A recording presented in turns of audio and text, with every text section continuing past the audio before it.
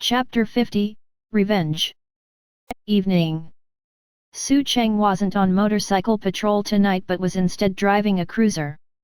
It was probably because the instructor was worried that he would get ambushed. However, just about half an hour into his shift, he heard a colleague cry out on the radio, "Old Wang got beat up." Where? At North Gate's territory. Su Cheng immediately turned around and sped towards the area. After coming to the scene, he saw a couple of patrol motorcycles had already parked on the side of the road, and 3 of his colleagues were helping another one up. "Get him to the hospital first, hurry." Su Cheng took him into the car, and then they drove to the nearest hospital. After arriving at the hospital, Old Wang had his entire head and body wrapped up. The doctor then said to Su Cheng and the others, "There are many fractures all over his body, and due to the injury on his spine, he might need to stay in the hospital for a bit, so we can keep a watch on it. The injuries are pretty serious." Su Cheng frowned, and he asked the other colleague that was patrolling with Old Wang, what happened. That colleague was also quite dumbfounded by this turn of events. "I don't know, we just saw 2 women arguing in an alley, and Old Wang went over to help defuse the situation. But who knew that a couple of guys would just run out from the alley and claim that Old Wang was harassing their girlfriend. Then, they beat him up without a second word. I called in other colleagues around the area and they only left after our backup arrived.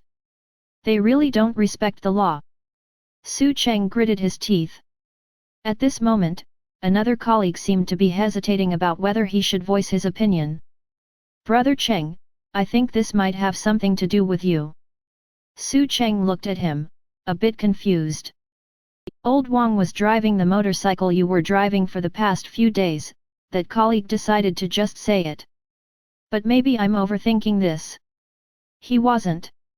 They probably were coming after Su Cheng. Those bastards. Su Cheng angrily pushed open the ward and went in to ask Old Wang, "Did you get a look at the people that beat you up?"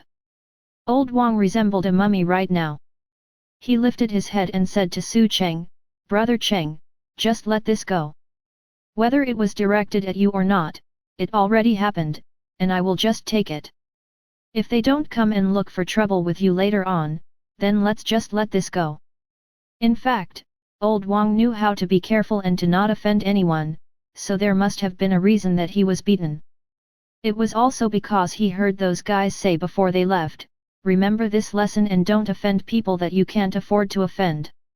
With Old Wang's low-key temper, he knew that these guys must have gotten the wrong guy because he rarely offended people. Su Cheng didn't speak, but the temper he had as a soldier obviously meant that he wouldn't let this go easily.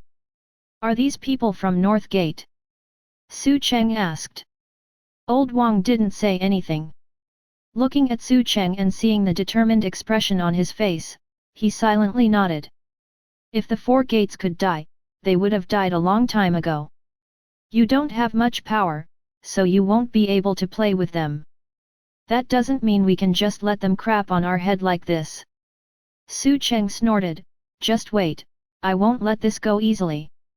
Then, he walked out and found the doctor was waiting outside for them to pay for the medical expenses. "Which one of you guys is paying?" "I got it." Su Cheng took out his wallet and paid for the bill. After all, this happened because of him, and the injury was already bad enough for Old Wang. He would be devastated if he had to pay the expensive fees with that little salary of his. After Su Cheng got into the car, he immediately called Ran Jing, "Do you know where the lair of North Gate is?" Ran Jing was a bit surprised that Su Cheng would ask this. Scared that he was going to do something reckless, she asked, "What are you planning to do?" "Nothing, you just need to tell me where it is," Su Cheng replied. Ran Jing heard that his tone was a bit cold, so she hesitated for a second and said, "The area developed by North Gate is filled with nightclubs. Amongst the 4 gates, only they are still relying on what they were doing before and are struggling to stay relevant." "Okay, thanks," Su Cheng said as he was about to hang up, but Ran Jing immediately added, "It's past 11, don't go there." "Su Cheng, why?" Ran Jing replied, Have you heard of the Old Streets district? Within North Gate's turf, there are a bunch of streets that managed to preserve their retro style from the past. In that area, the folks are quite thug-like, and North Gate had taken root from there. Although things have gotten a lot better now, that area remains to be one of the most chaotic places in Shangcheng. Normally, police avoid going into that area, and even the government turns a blind eye there because most of the residents living there are all locals that had been there for generations. Su Cheng was a bit speechless. I'm a local too, do I look too noble in comparison to them? It's fine, I got it, I'm just going there to ask something. Then, Su Cheng hung up the phone and drove towards the red light nightclub area of North Gate's Old Streets district. The so-called Old Streets district was basically an area full of households that refused to move or accept the government's construction and renovation policies. There were just way so many problematic teenagers that it could make any real estate developer's head hurt.